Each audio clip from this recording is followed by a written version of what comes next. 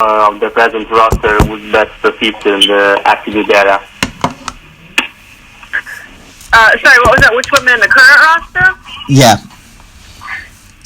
That are my favorites? Oh, that would be able to compete in the Attitude Era. Oh, right. Let's see. That's an interesting question because the styles were so different. So what makes somebody a great star now might not have hung in the Attitude Era. So let's say I think Sasha Banks would do good. She's definitely got a lot of attitude.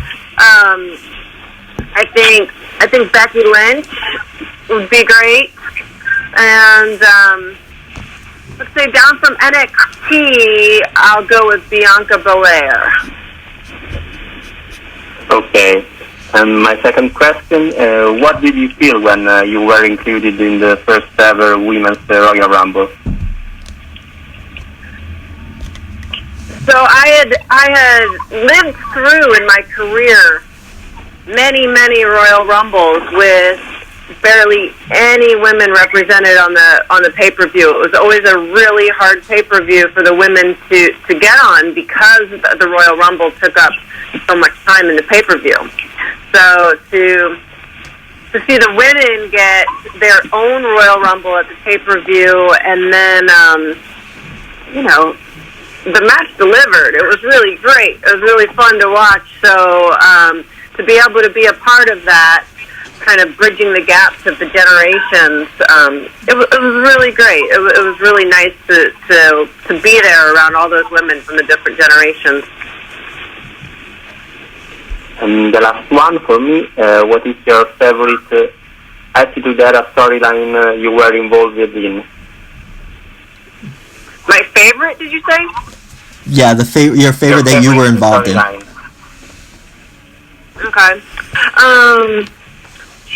I think that my favorite would just have been the ongoing rivalry with me and Trish Stratus that we had. It was always fun whatever combination you put us together. But also, I always loved being involved in the boys' club of their TLC matches that they had, being part of Team Extreme as well. Thank you very much for your time. Thank you. Thank you, Marco. We'll move over to Mirko at Sport Fair in Italy. Hi, Lita. How are you? Hi. Great. How are you? I'm fine, thank you. So my first question is, in Evolution, you will face Mickie James, the same opponent of your last WWE match before the retirement. May you explain me what you felt on the night of your last WWE match, and what do you feel about getting back to the ring just against Mickie? Sure, what was the first part about, you said what I said on the last night? No, what you felt about your last night in the ring, and then how do you feel about getting back in? Okay. So at that time, I was ready to take a break, so I felt good about that being my last match, and I knew Mickie from when I was in ECW and she was on the Indies, so I liked being able to have my last match with her, and then to bring it back full circle and to be able to have a match with Mickie when I was coming back from my neck injury in 2002. Well, coming back in 2003, I asked the office when I trained to get ready to come back. I said, I know someone. I want her to be my training partner. And she didn't work for the company at the time, but so I brought Mickie with me to Ohio Valley Wrestling, where they were doing our training at the time, because I knew she was that good, and I knew she would push me to be able to be back in the ring and ready. So I've had my eye on Mickie for decades, and to be able to come back and face her again, it maybe doesn't seem like the obvious first choice opponent, but she's definitely my first choice to be able to come back there and face her yet again. Okay. Second one, You are an Hall of Famer. Your career is considered legendary. Many superstars are inspired by you for their careers. How proud are you of being so important for women's wrestling? Yeah, it's a really cool time with the generation switch as they are in this current group of women. They watched me, and they watched Trish Stratus, they watched Victoria, Molly Holly, Jacqueline. They watched all of us, and then now here they are doing it. Not only doing what we did, but progressing our sport. So it's such an honor to listen to them say, "I was little at home watching you, and then that's when I knew this is what I wanted to do." And to watch them there doing it, it really is. It warms my heart. Okay, that's one for me. Evolution will be an historic event, another great achievement reached by the female superstars of the WWE. Do you think that now superstars of the women's division are ready to perform in the main event of WrestleMania? Oh, for sure. I think going back to when Sasha and Bayley had the Iron Woman match at NXT TakeOver Brooklyn the first year. I think that's when we really first saw women hold an entire arena in that main event position, that type of feel to have, and they've done nothing but impress. The women as a whole, not just specifically them, have done nothing but impress. So it's time and time again. It wasn't like it's been a one-off where women have been able to deliver, or a one thing where women have been able to hold the spotlight.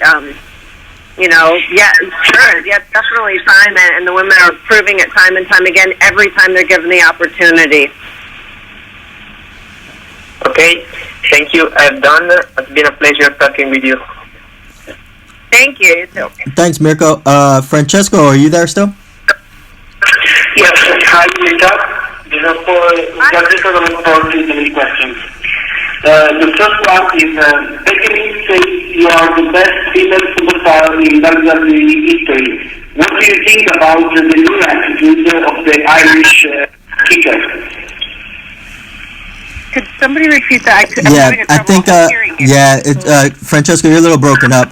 I think he was saying that you're regarded as the greatest female superstar ever, and what do you think of the new attitude of the Irish last kicker, I want to say? Becky Lynch, yeah.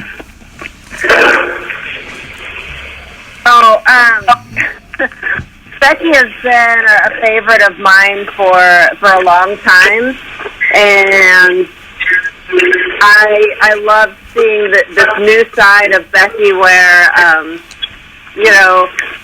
I love seeing her switch gears and bring it even more than she's been working this whole time, and seeing this new side of her as, technically a bad guy, I think it's going to just propel her to that very next level, which she's already proved being the champion, and I really think the sky's the limit. The sky is the limit for her, and I think this new attitude and turn for her is just the beginning of where she needed to go to reach that potential. Okay, second question. When you were in couple with Edge, you had been one of the most important heel in the company. What do you think about heels that we see now in WWE? What do I think about heels that we see now in WWE? Yeah, you got it. Okay.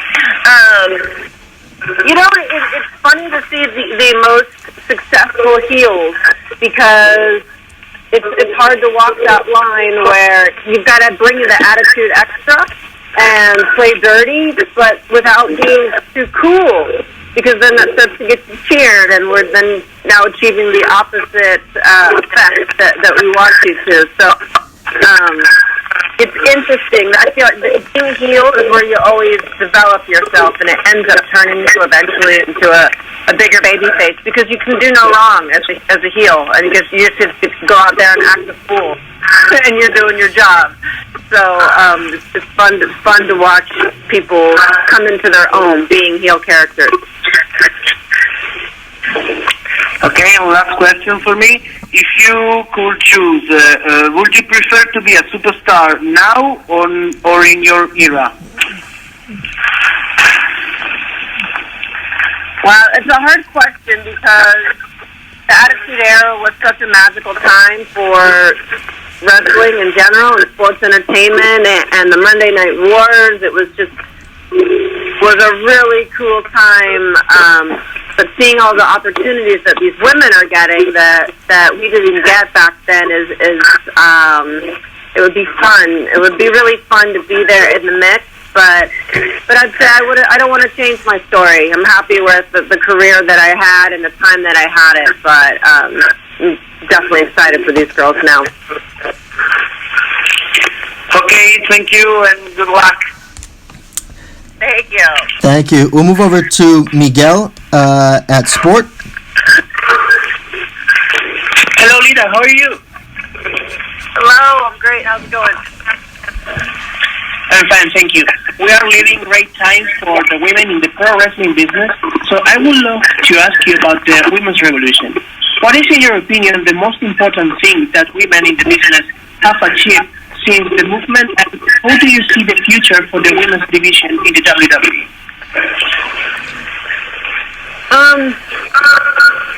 We talk about the revolution and the evolution of women's representation in this business. What the? Okay. Okay. Are we still connected? Or? Yeah, I think that's just one of the other lines. And guys, if you have your phone and it's not on mute, could you go on mute if you're not Miguel at Sport? Thanks. So there are a lot of defining moments, but I think that the important thing to remember and to observe is it's more of the momentum. I mean, people still talk about the main event that Trish and I had so long ago, over a decade ago, and it was just a one-off, and we showed that we could deliver, but then that opportunity wasn't built upon because it took so long to get a one-off.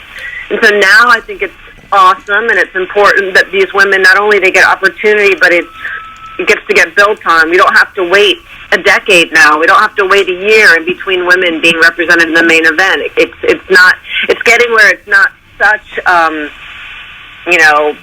point to publicize. It's just like, the women, they happen to be in the main event because that happened to be the biggest story of the night. And that's been really cool to see, is it doesn't have to be such a big deal when women are delivering, because they're like, yeah, of course we're delivering. That's what we do, and that's been fun to see that. Yeah, in a few weeks we have Evolution, the first ever all-women pay-per-view. Would you tell us if it is going to be a regular annual show? And besides that, what can we expect from your match against Mickie James? Sorry. So, first of all, I think that you guys are who will determine if it becomes an annual event. Because, if we get great feedback and everybody says how much they enjoyed watching it, well, then we'll give you more. So that I think is to be determined on you guys. And then also with my match with Mickie, I think what people can expect is we know each other really well.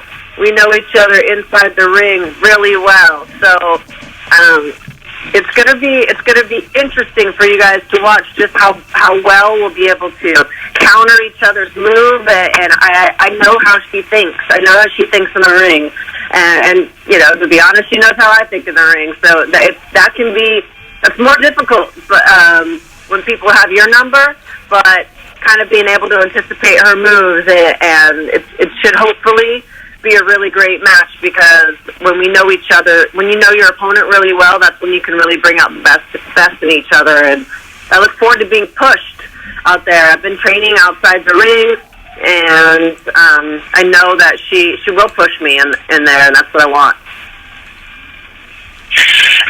recently we all have been hearing rumors that WWE might be introducing a women's tag team championship.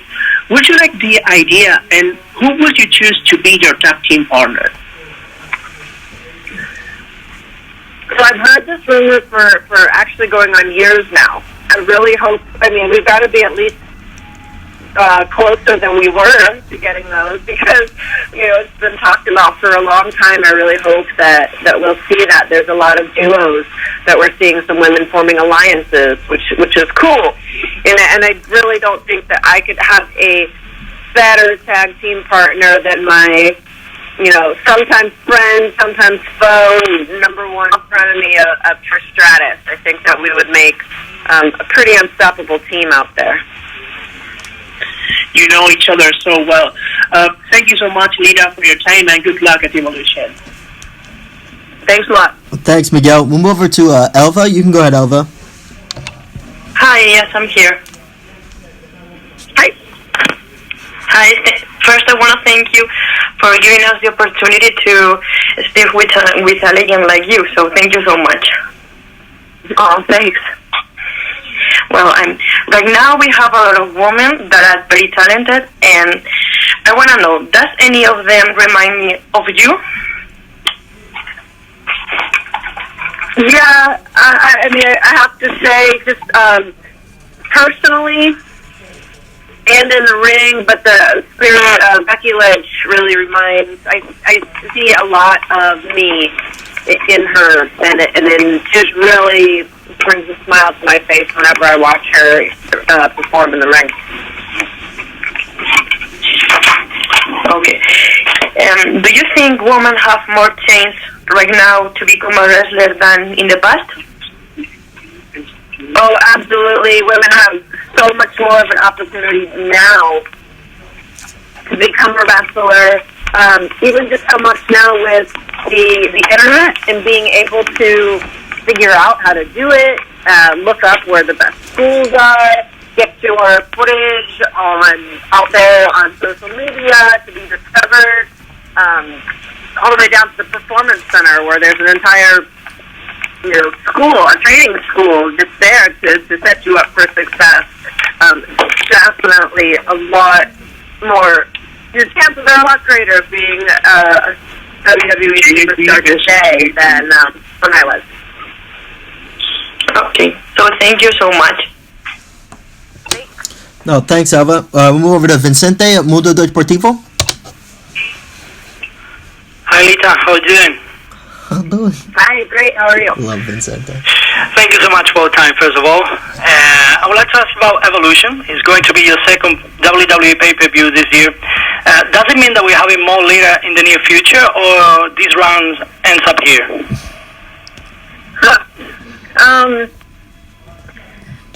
If you follow WWE at all, I think the one thing that is consistent is you never know what's going on there, like as a fan and as a performer. And so each time I go in, I kind of look at it as a one-off because I am, happy with my second chapter, my chapter outside of wrestling. But at the same time, every time I do go back, it feels like home, and it does feel like you can kind of just jump right back in. So I think the thing is you go in there with it being the idea of a one-time thing, but it very, very likely and very potentially the excitement of it or the crowd's response of it could turn it into something more than a one-off. So like my life in general, I just kind of take it all as it comes. So we'll see. It depends on how loud you guys cheer for me. We'll see then. Back in the year 2000, you were a member of a Team Extreme along with the Hardy Boys. Which of the current superstars, in your opinion, could be the Team Extreme of 2018? I'd really love to see that pairing. It was so dynamic. There's so much you can do with a tag team and a woman, especially when there's another trio involved. And I love seeing the aspect of those trios. We had such fun matches with Test and Albert and Trish and the Team Extreme, most notably. And then create a lot of pairings with another female for opponents. So I think that they got to do a little bit of that with when it was Cesaro and Tyson Kidd and Natalya, and then with Naomi and the Usos. I think make a great team. I mean, probably as far as just athleticism and people who are exciting to watch, I'd go with that. I'd say the Usos and Naomi could be the modern day Team Extreme. And finally, during your entrance in the Royal Rumble this year, we saw a few names written all over your arms. Do you have any other surprises prepared for Evolution? For sure, but they wouldn't be surprises if I told you right now. But I always, at this point in my career, it's always important for me to represent. I'm not just representing myself. It's beyond that because of the platform of WWE being so big, and to get a chance to say more than just about you is important. So I'll come up with something for sure to surprise you guys. Thank you very much, and see you in New York. Thank you. Cool. See you. Thank you. We'll move over to the Indian Express. Hi, good evening, Lita. It's an honor to talk to you. Hi. So my first question is, you spoke about your past with Mickie James. You know the history between you and Mickie James. What is it going to be about this time? What is the battle going to be at Evolution? Will it be about revenge? What is it going to be about? So the phone's a bit muffled. Could somebody repeat the question for me? Sorry, I have trouble hearing. Yeah, I got it. So he's asking that you have had a history with Mickie James. What can fans pretty much expect from this time? So this time with Mickie, I was really excited to hear that Mickie was my opponent. Before they announced who I'd be facing, I just really had an open mind. Like any of those women, anyone, I'll take on anyone.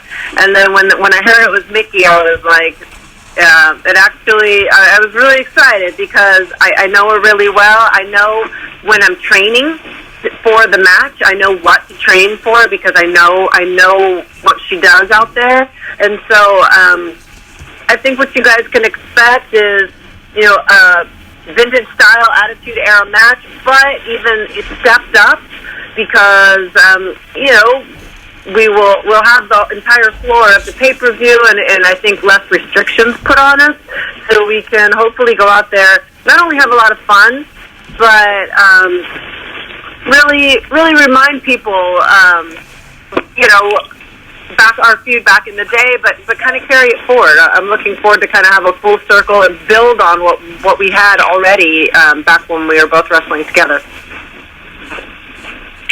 Okay, thank you. My second question, you said Becky Lynch reminds you of you. So, is she your favorite, or is there one your favorite wrestler from the current roster? Sorry, so it's the same thing with that fuzzy phone. Yeah, I got you. Trouble here. Yep. So he's saying that you've mentioned Becky Lynch a couple times. Is she your favorite female performer right now, or is there someone else? So so Becky's one of my favorites. I always enjoy watching her for sure. I would say that my favorite is Charlotte. I was producing the women not long after Charlotte, Becky, and Sasha came up from NXT, and watching them transition from the NXT roster to the main roster, it was really nice being behind the scenes and watching them grow. But I really feel Charlotte is who took really came into her own from her time in NXT to being, the multi-time champion, women's champion, and just really owning the ring. So as far as my favorite overall performance, just not only physically but embodying her character at all times, Charlotte would be my favorite. Okay. And my last question, you have had a legendary rivalry with Trish Stratus. Is it possible that we could see Trish versus Lita one last time? Like we had the Undertaker and Triple H one last time. Like a rivalry one last time, it's just like it's a fuzzy situation. Yeah, he's just asking, is there a possibility that we could see you versus Trish one last time? You know, so Trish and I, when we talk, we always talk about teaming up together, and then that conversation usually peels off as we're talking about teaming up together to, yeah, but, you know, it would also be fun for us to face each other one last time. So as much as I would love to team with her someday, I think it would be really fun for us to have that one last match, or even a combination where we are both paired with somebody from the current roster, but against each other. I think that there would be a lot. I think it would be a really fun match and a really fun combination to watch. Okay, thank you. Thank you so much. Thanks. Move over to Christian in Germany. Yes, hi, Lita. Hi. So you mentioned earlier that today's female stars, of course, grew up watching stars like you and Trish, but what made you enter wrestling in the 90s? There was obviously like very little women's wrestling going on back then in the mainstream promotions. Yeah, it's so cool now to think about little girls growing up now, and no matter what they're into, whether they're into sports or professional wrestling or music or art, whatever it is that they're into, that they now have female role models. So when I was in bands, and when I got into wrestling, for sure I was inspired by people doing it, but they were all men, you know, for the most part. There were some women, but my main sources of inspiration were from different men, and I didn't. Seeing now that there's an option of having female role models is really cool, but I didn't look at it from a gender perspective. I just looked at it like, that person's doing cool stuff, I want to do cool stuff too, and I'm going to figure out how to do it. So yeah, I was inspired by people that were doing it, but I did not have really many female role models. Yeah, did you also grow up as a wrestling fan, or was it something when you were a musician? It was something, of course, it was so big in the late 90s, WWE, WCW, and so on, that you thought that maybe that would be a cool thing to try. Yeah, that was pretty much it. I did not grow up with wrestling in my house. We just that wasn't something my family watched, but had friends that watched it, and I was playing in bands at the time, and when I saw that, I was taking martial arts, and I was considered myself athletic, and yeah, I just saw that, and I thought it might be something cooler and something that I could do, and so I just kind of threw my hands up in the air and said, yeah, that's what I'm going to do. I don't know how, but I'm going to figure that part out, and just kind of my journey began upon watching those on my TV, you know. Yeah, I think it's an interesting question, because how do you get involved in pro wrestling in the 90s, where it was much more close scene and not so easy to getting trained, I guess? Yeah, not at all. It is so crazy to think about my journey versus how somebody could get into the industry now is so much easier. But yeah, I really just kind of I didn't know. There was an advertisement for a book in the back of a wrestling magazine, and you could order it. You had to send away to order this book. It said it will tell you the secrets of how to get into the professional wrestling industry. And so I was like, I ordered this book, and when I got the book, it was like 12-page photocopied pamphlet. It wasn't a book.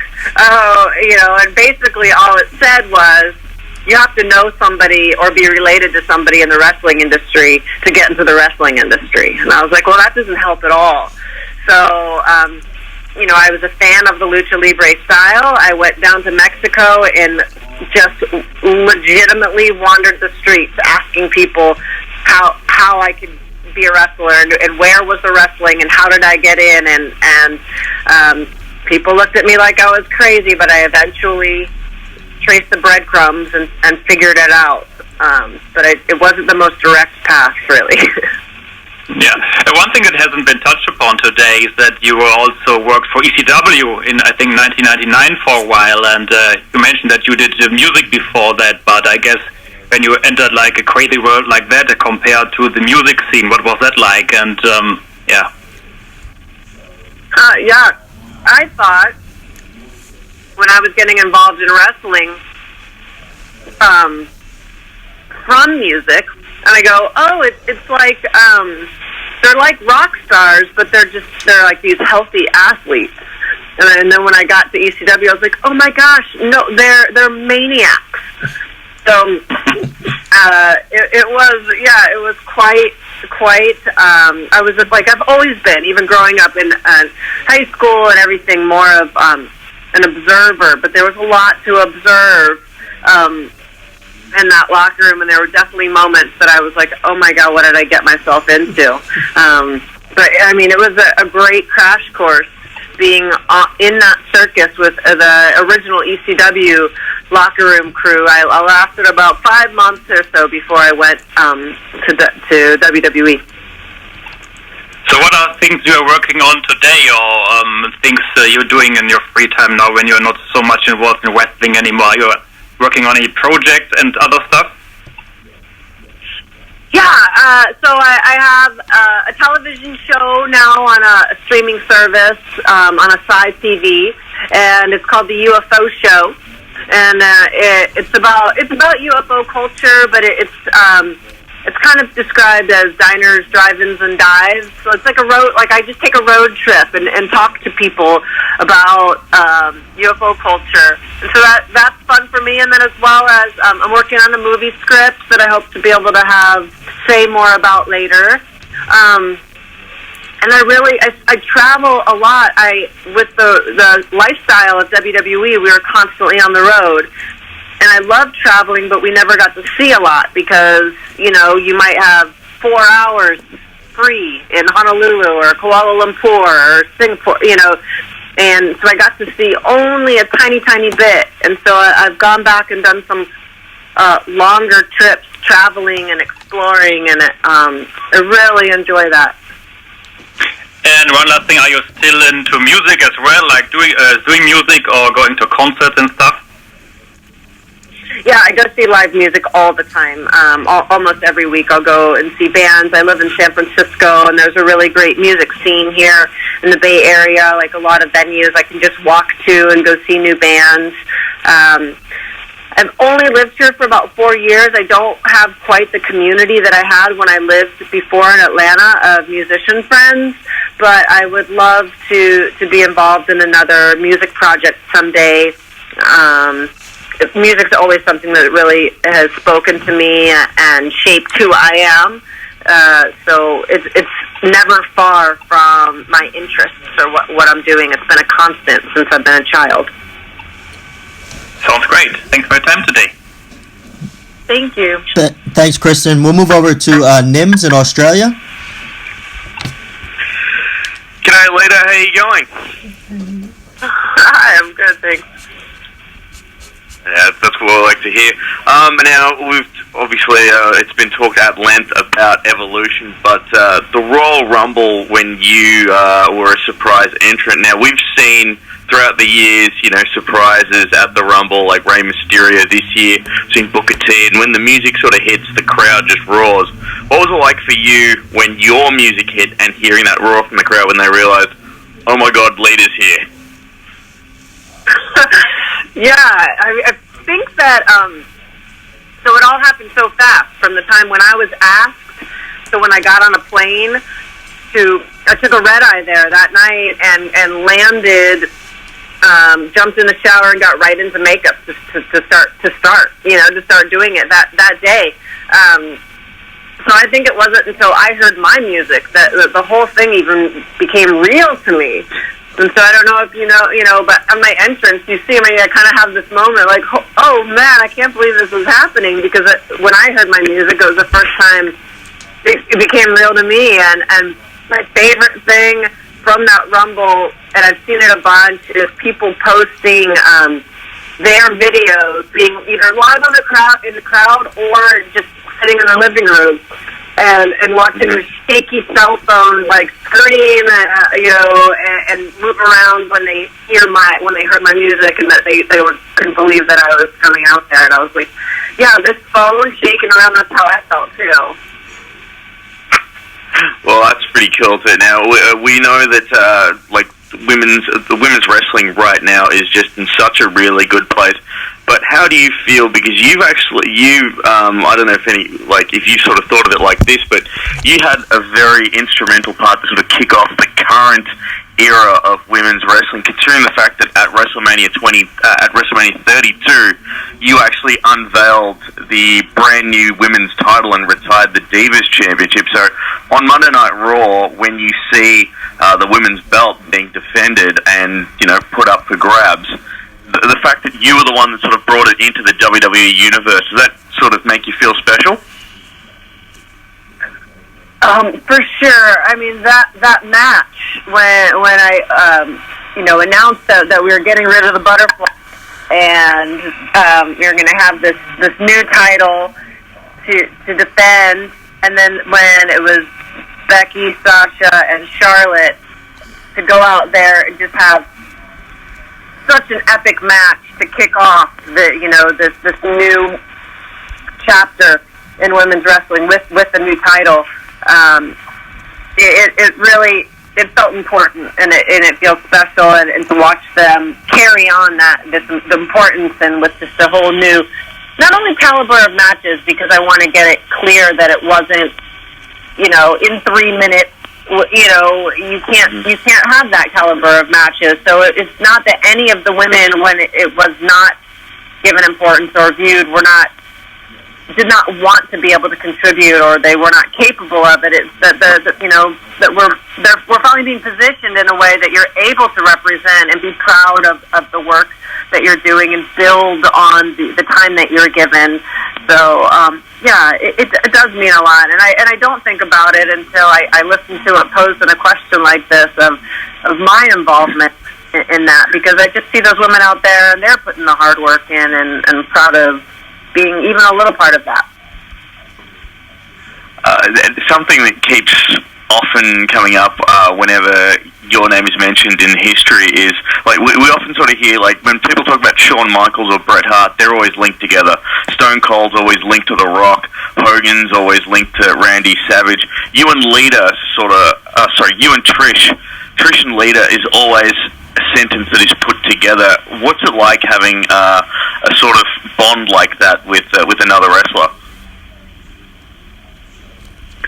We felt it from the very beginning. We were hired within a couple months of each other, and we retired within a couple months of each other. I'm her first son's godmother. We talk on the phone all the time, and so I think we're as linked as we are in our professional career, we're also linked in our personal lives. And yeah, it's just kind of a bond that you can't really, it's definitely family, I consider her part of my family, and us being able to have that rivalry and history in the wrestling business together it's really special, and it's part of our bond for sure. One last question before I let you go, Lita. We've seen this next weekend in Australia from returning legends like HBK, Triple H, and The Undertaker are going to have one last match. Is there any chance that we can ever see you again in a ring in Australia? Yeah, when you told me that, I was like, what? They're going there to have this match in Australia? Yeah, they should bring, Yeah, let's book it. Are you in charge? Can you just... I'm not, but I'll do my best. Well, but we'd love to have you here. Yeah, that sounds like a blast. Reserve me a surfboard and let's go. Well, Lita, thanks so much for your time, and best of luck against Mickie James. You won't need any luck at all. You'll absolutely dominate at Evolution, and thanks for the chat. Yeah, all right. Well, see you there in my match that we're having that you book once you book it. Okay, see you there. I'll book it 100%. Okay. Thanks, Nims. We'll move over to Owen in Australia. Maybe Owen could help book a match. Okay, great. I will try my best. Lita, how are you going today? Great. Fantastic. Now, a lot of current roster members in WWE cite you as an inspiration for getting into the business. Now, with your return to singles competition on the horizon in the next few weeks, is there any members of the current women's roster that have given you inspiration in preparing for Evolution?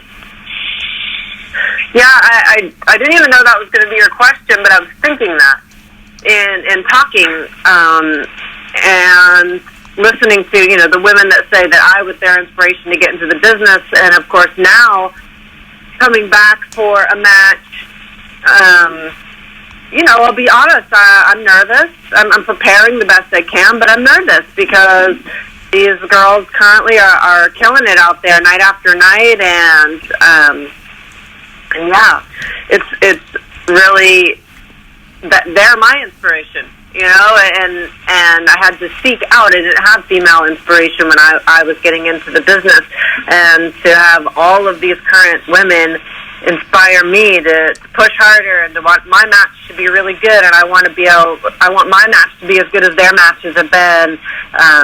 Yeah, that's a really cool thing. That's a cool thing to be able to kind of come back around like that.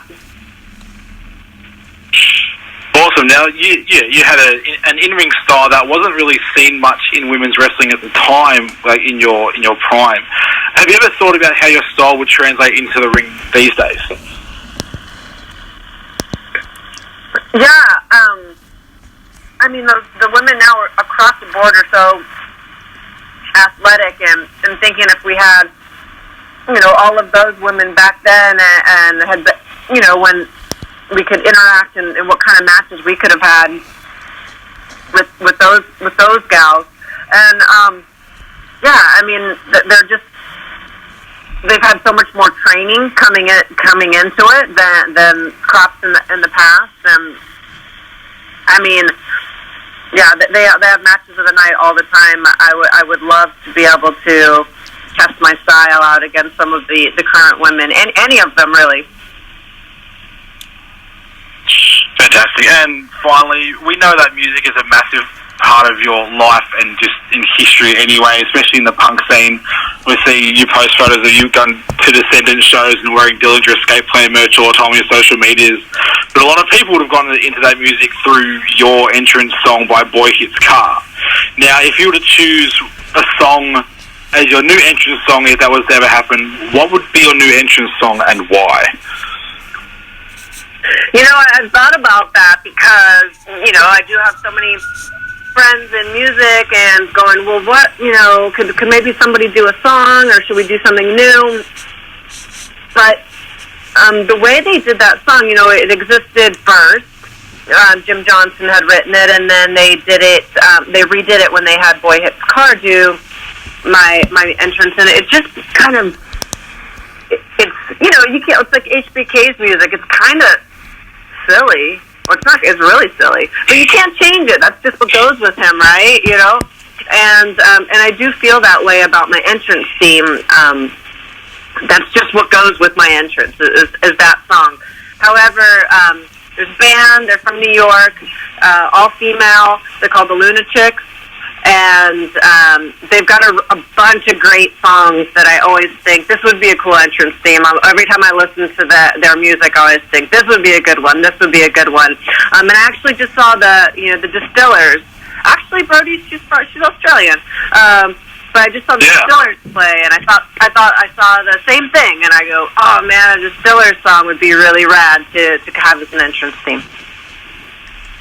Yeah, there's been a big uprising, especially in a lot of women or all female bands in punk music as well as wrestling. So it's funny how a lot of the time the parallels between music and wrestling go between just the height of it all, but also the equality when it comes to women being in the forefront. Have you noticed that as well?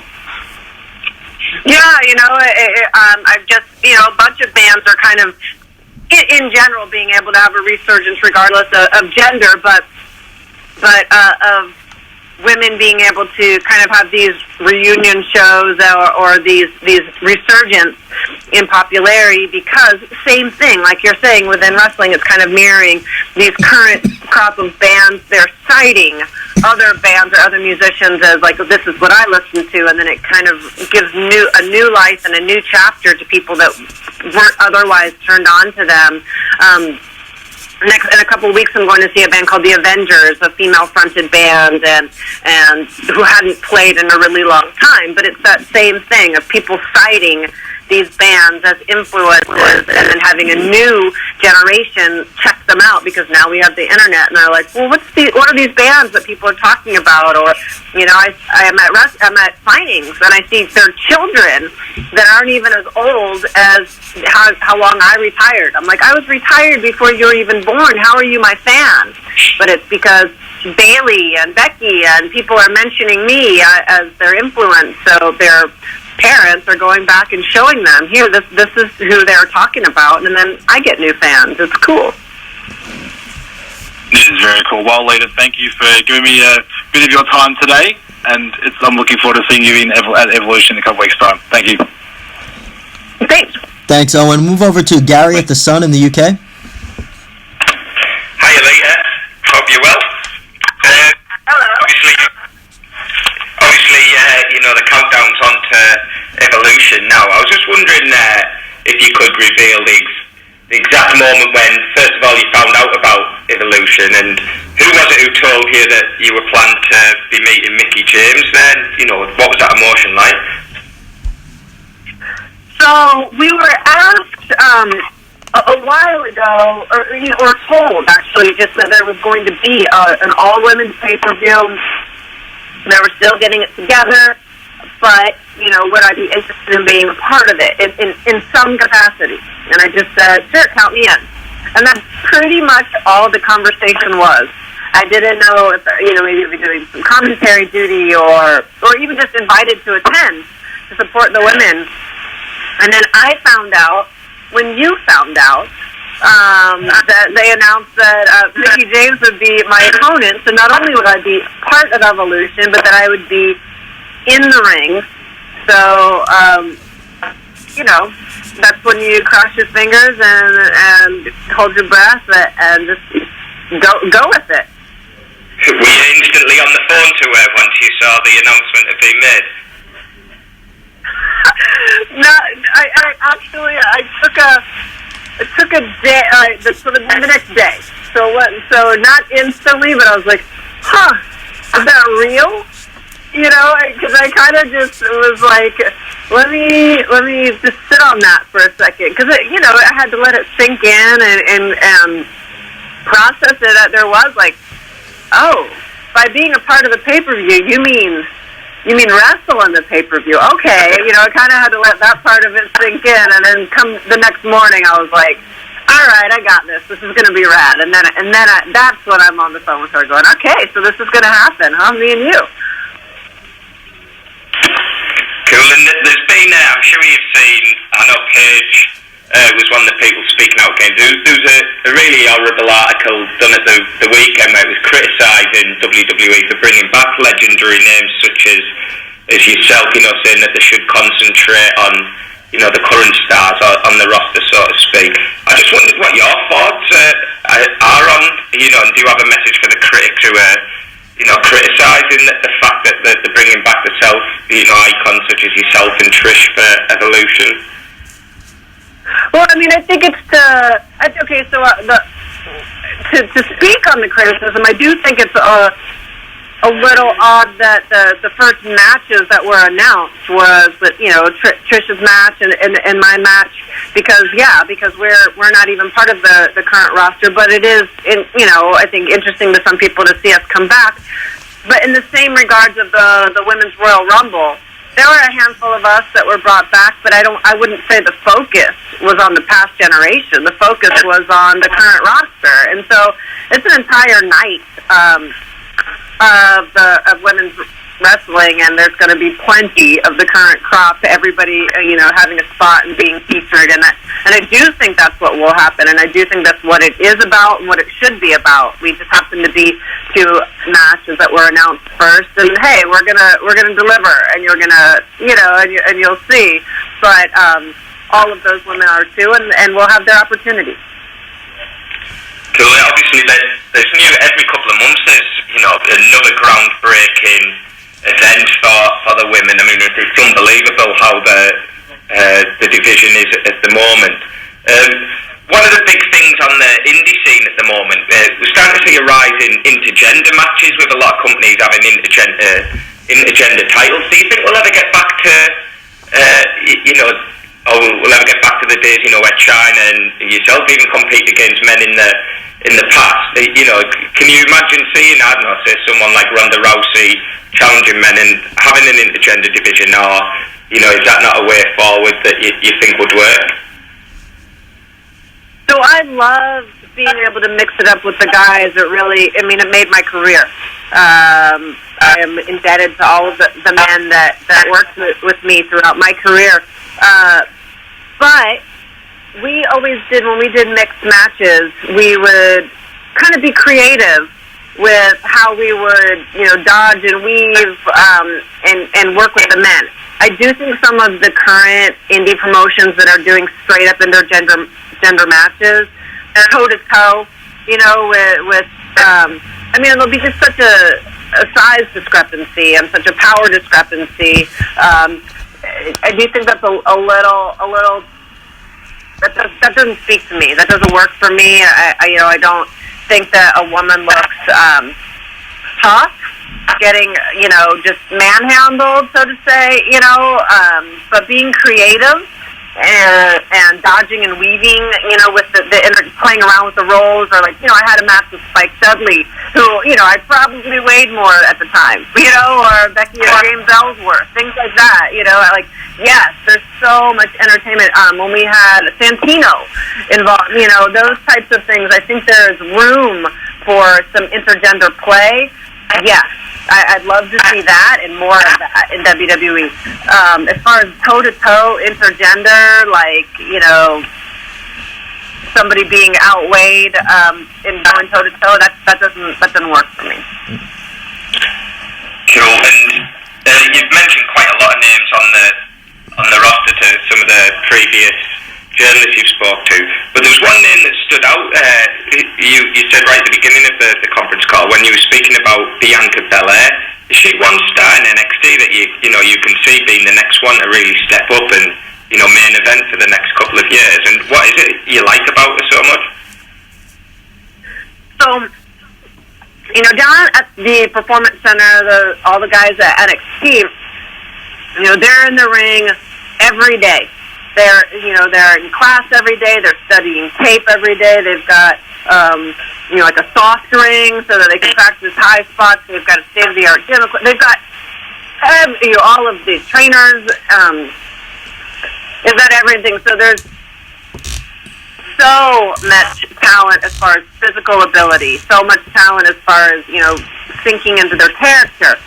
But it's really, you've got to, for someone to have that intangible star thing. So along with a lot of the other stars there, Bianca Belair, she's very talented. She's physically gifted. She's got a great attitude. But when I see her, and when I very first saw her, she has that intangible star quality that I just want to see more. Every time I see her, I want to see more. And yes, I would love to. I can't wait to see where her career goes. And you think, it's always important for a star to have a sort of USP, unique selling point, and I'm a big fan of Bianca. That's why I brought it up. I love the way she uses her hair in the matches and stuff as well. How important is it for a character to, not only have the wrestling ability, but to be able to have that sort of X factor as well? belt, to bring something into it, make himself stand out. Yeah, I mean, she stands. I mean, and that's crazy, right? Like nobody's ever used their hair as a weapon. Yeah, it's so cool how she thought of that and how it works for her. Yeah, she for sure has that star quality, and she's unique. She's not like anybody else out there, and yeah, for sure, I can't wait to see more of her. Hey, Gary, thanks. We're going to have to move on, Gary, because we got a couple more people to go through. Thanks. Thank you. Maddie Paddock, if you're ready, you can go ahead at The Independent. Yeah, thanks, Joe. Hi, Lita. Thanks for your time. I just wanted to get your thoughts, really, on how well and superbly all of the guys, not just the women really, but are managing the challenges of being in the WWE spotlight in this modern era where the interest is so intense and so is the criticism, really. I mean, I'm not suggesting that social media has been invented since you retired, of course, but it has become a lot more focused and a lot more intense over the last few years. That's a really big challenge of being a WWE superstar in the modern era. What's your take on that and how these men and women are handling it? Oh my gosh, it's so. Trish and I talk about this because we didn't have this, and yes, we got the instant feedback from the fans live, and they're never shy, and so we get our fair share of them looking us in the eye and yelling and telling me exactly how they felt, which didn't feel great all the time if they weren't into what you were doing. But to have anyone can just have access and to say something and to constantly be like, how it's almost part of your job, right? You've got to post and let everybody know where you are at all times. It's a whole separate job attached to your already demanding job. I don't know, man. Like, if anybody follows me on social media, I'm sorry, because I'll go dark for weeks at a time because I just can't. I don't want to. It's interesting just how your brain works, right? 100 people say, "Oh my God, that was the best match ever," and one person will say, "That sucked. You're sloppy. I don't like you. You're not. You don't deserve the title." Whatever it is, and. People can say, I don't care what people think, and, that doesn't bother me, but it does. And so that's just like a whole other thing to be getting in their heads and trying to stay grounded and stay with positive attitude on lack of sleep and everything that comes along with being a WWE superstar. I don't know how those guys handle it. It seems like it would be very challenging. I had the luxury of not dealing with that when I was there. Well, that sort of follows on to my next point, really. And if you take away your years of experience now in WWE and put yourself in as Lita as you were when you started your career, and you're breaking through perhaps via NXT in this day and age, I mean, do you feel would you have the patience and the skill set to be able to sort of go through that career path in this present day rather than as you did? Would that be a big challenge for you, do you think? Yes. I don't know that there would be a Lita if I was starting today with most all of the superstars spending a year, if not years, down at NXT. And they have a very structured schedule every day going to the school, and it's serving them because they're coming out into the main roster very polished. But I don't know that I would do well then. I don't know that I don't do well in a structured environment. I don't do well being told what to do. And I don't do well, having to let people in more than I think they're already in. That's another thing with the social media now is people almost feel entitled to know what you're doing at all times, and I find that very invasive personally, but I guess that's just because I'm not from. People are used to that now. They handed a phone at a young age, and they go ahead and document your whole life. I just don't. I don't. That seems. I don't know. The answer is no. I would not do well if I was starting out with that specifically for that reason.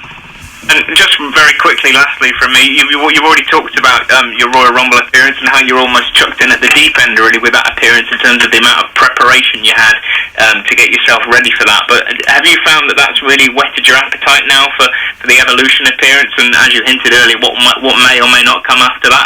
Have you got that smell of the grease paint, so to speak, to get back involved? Well, I really just had more of a, okay, let me try to do this one right. And I've actually, been going to make sure that I can bend and be really flexible to be able to do some of my moves and be able to have some time in the ring, leading up to it, to have more confidence and get my timing to feel good, and so that I feel comfortable out there in the ring, so that I'm not a little bit of nervousness is great for your match. A lot of nervousness can be distracting, and that's how nervous I felt at the Royal Rumble. It was like a distracting amount of nervousness because it had been so long since I was in the ring.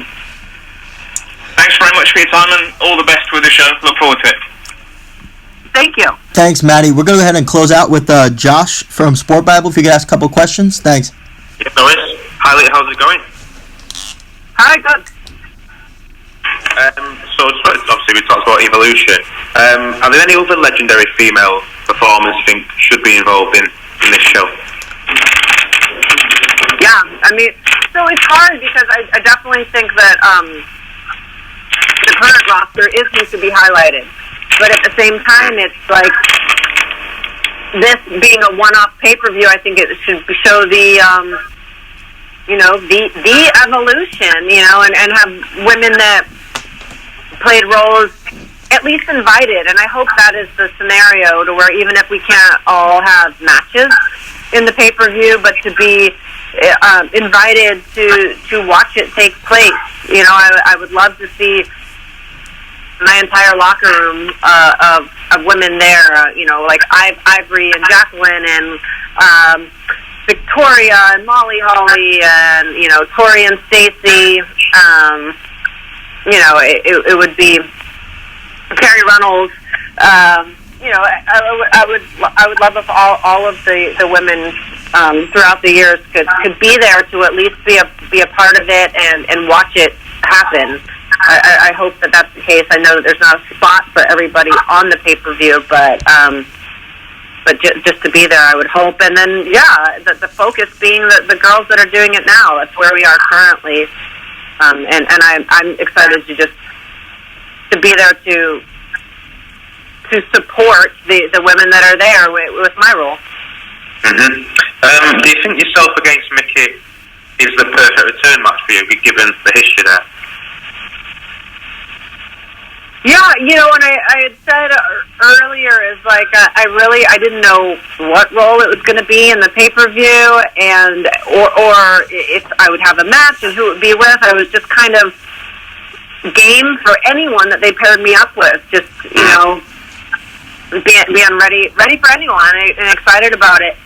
But then when I did see it was Mickey, I was like, wow, actually that is the perfect match. All the way going back to training with her when I was getting ready to come back from my neck injury. All the way back in 2003, first training with her, to then, having matches with her early on in her WWE career, and then having my last match with her.